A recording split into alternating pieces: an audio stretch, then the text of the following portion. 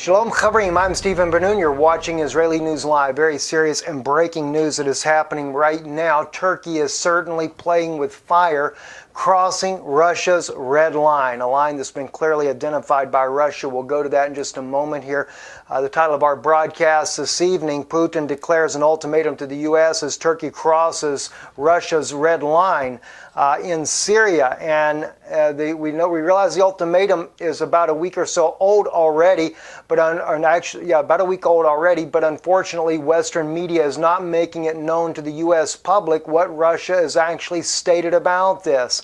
Is slowly but surely creeped around Russia, finally creeping out of Russia into European media, including the Russian Insider, and even Newfront has carried an article about this, and Russia One state television has covered the ultimatum. But the story I want to start with on right now is where the Turkish forces have actually entered into a town, Maria, which is just outside of Aleppo. Those that might remember, Sputnik News carried an article about Russia's red line was Aleppo that Turkey dare not cross if they didn't want to enrage a major war. Let's take a look at the video right here. You see in the video footage here, just came out 3 hours ago on Twitter. Tanks and armored vehicles are entering inside the city of Maria, just north of Aleppo here.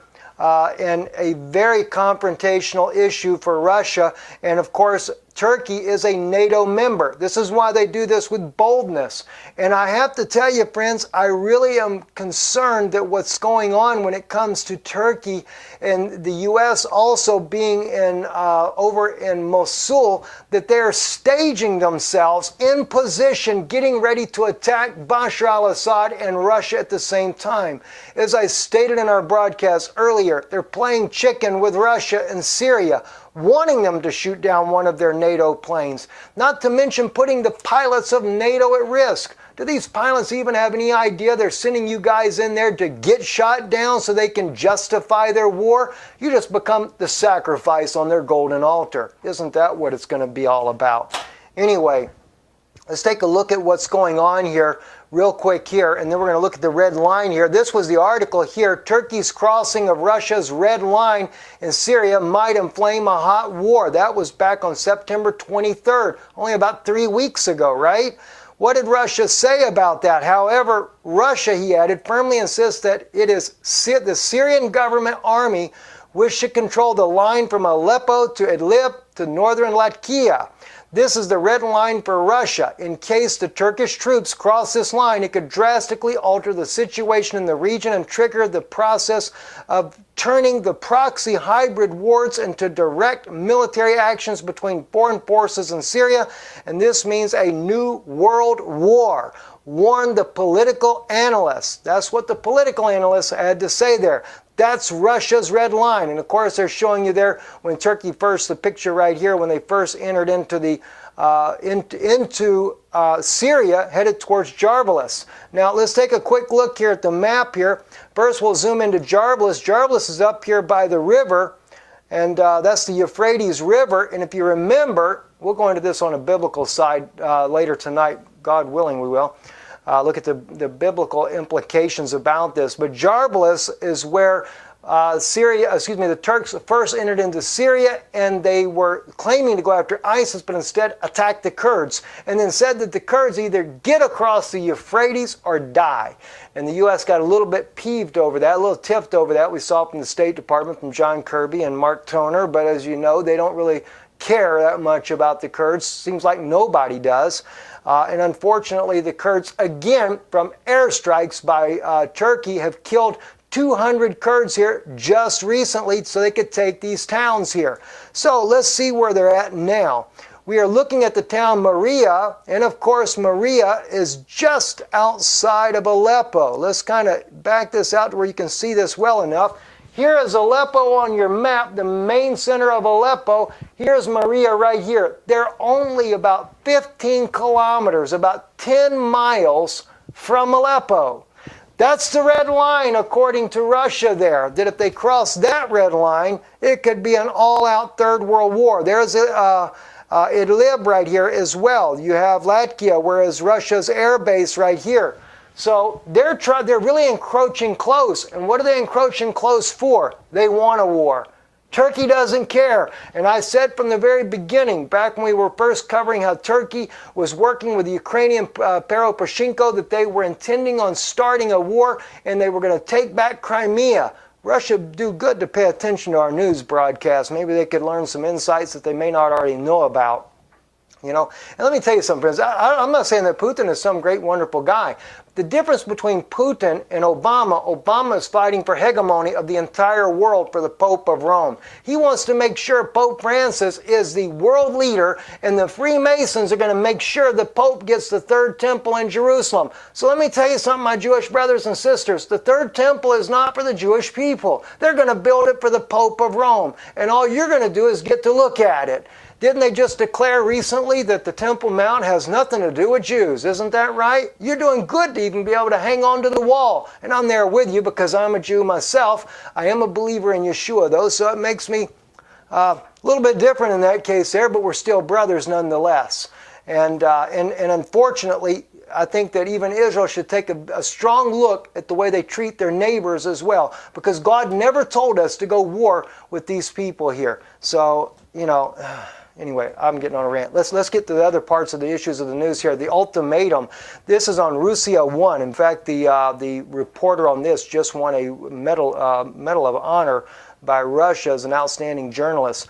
Moscow, which is now cleaning up after Washington in the Middle East, responded to Plan B, which with steady nerves is what's said here.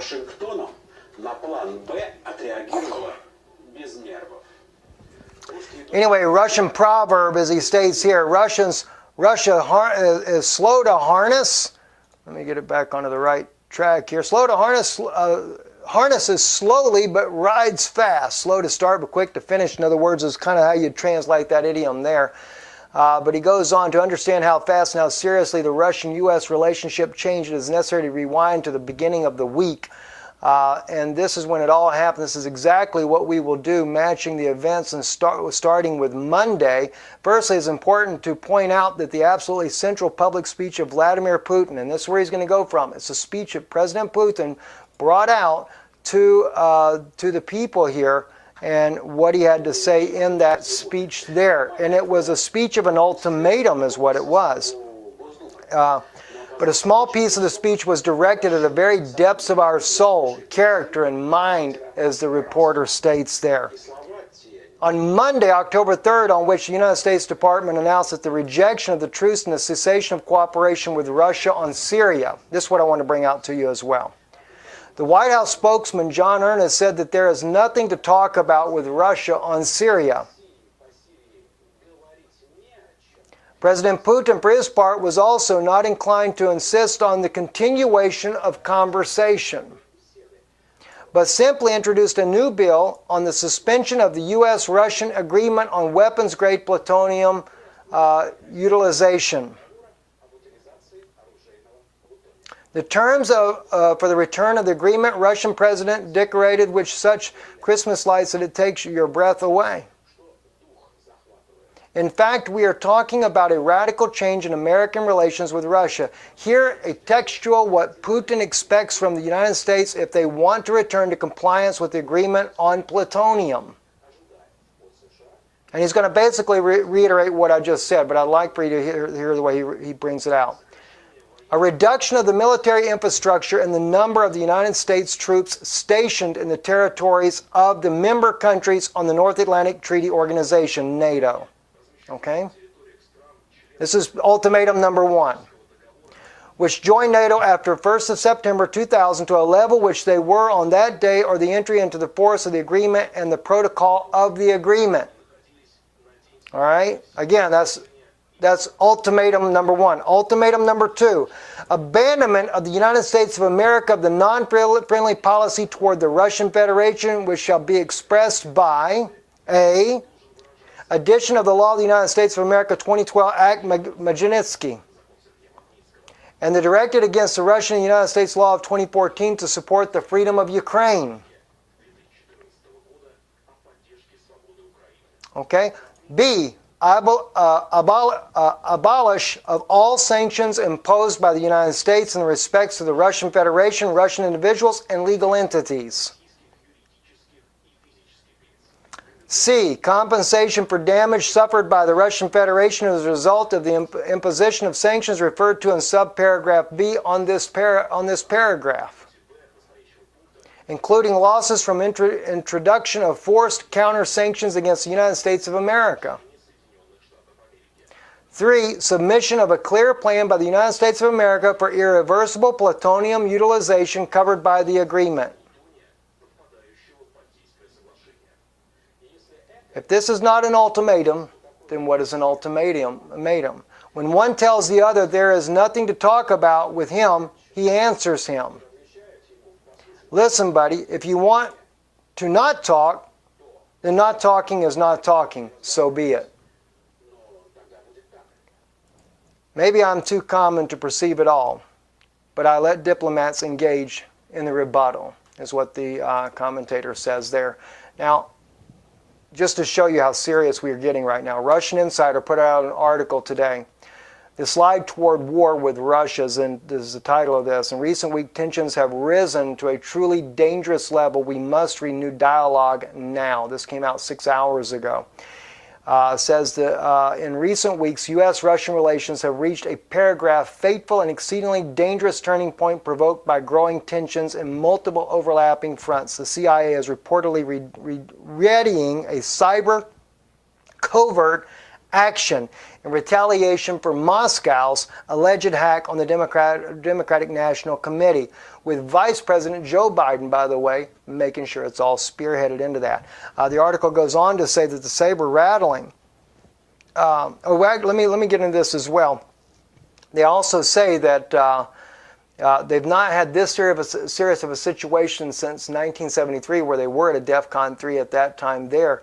But now Russia just staged a civil defense drill involving up to 200,000 personnel and has deployed nuclear-capable missiles to its European enclave in Kaliningrad. Putin has also withdrawn from a long-standing nuclear security pact with the United States in defense of the suspension. His administration pointed to a radical change in circumstances, the emergence of a threat to strategic stability as a result of hostile actions of the United States of America. It's getting bad. Very bad, friends. Very bad. And I'm going to show you something, though. Not everybody supports the sanctions that they're talking about doing there. We have, let's see, it was the Italian Prime Minister that actually came up and spoke up at the European Union today and called out against doing. This is the Italian Prime Minister right here. And he spoke against renewing sanctions on Russia. And he's one of many voices in the European Union that do not want sanctions on Russia, even though they're being pressured by a lot of other politicians inside of there, pressured by the United States as well. Germany, no doubt, Holland, France, all these have been pressuring them to do these sanctions, but the Italian Prime Minister clearly not in favor of that. I'm Stephen Ben-Nun. I hate to be the bearer of bad news. It's so terrible in the day that we're living in. But again, it looks like that Turkey is crossing or about to cross the red line with Russia. I'm Stephen Ben-Nun with Israeli News Live. Shalom.